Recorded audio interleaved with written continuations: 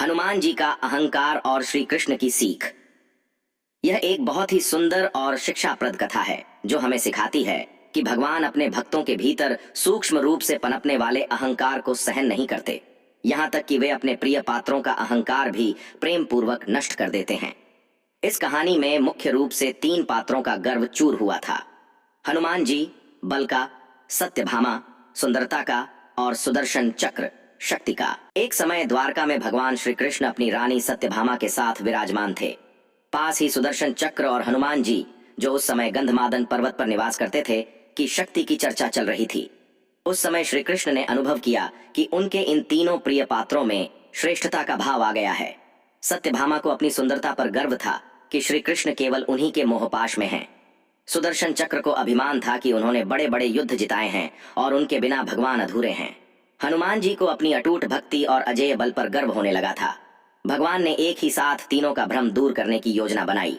उन्होंने हनुमान जी को बुलावा भेजने के लिए गरुड़ को भेजा और उनसे कहा, हनुमान से कहना कि द्वारका में भगवान श्री राम आए हैं और वे उन्हें याद कर रहे हैं।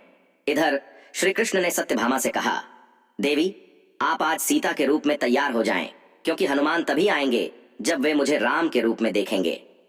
गरुड़ को अपनी गति पर गर्व था। श्री कृष्ण ने उनसे कहा कि वे हनुमान को लेकर आएं, लेकिन हनुमान जी अपनी गति से गरुड़ से पहले ही द्वारका पहुंच गए।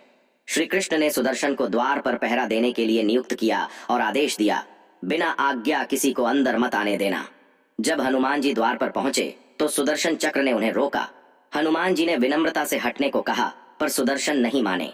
तब हनुमान जी ने खेल खेल में सुदर्शन चक्र को पकड़कर अपने मुंह में दबा लिया और सीधे महल के अंदर चले गए। जब हनुमान जी सभा में पहुंचे तो उन्होंने देखा कि सिंहासन पर श्री राम के रूप में श्री कृष्ण बैठे हैं, लेकिन बगल में सीता के रूप में सत्यभामा बैठी हैं। हनुमान जी ने झुककर प्रणाम किया और श्री कृष्ण से पूछा, हे प्रभु, माता सीता कहाँ हैं? आपने उनके स्थान पर किस दासी एक टिकटीप को सत्यभामा को पराए सामा पासे का बापा तमोता बैठा दिया है? यह सुनते ही सत्यभामा का अपनी सुंदरता का सारा गर्व मिट्टी में मिल गया।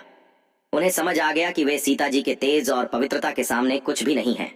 श्री कृष्ण ने मुस्कुराते हुए हनुमान जी से पूछा, हनुमान, आप अंदर कैसे आए? क्या पहरेदार ने रोका नहीं?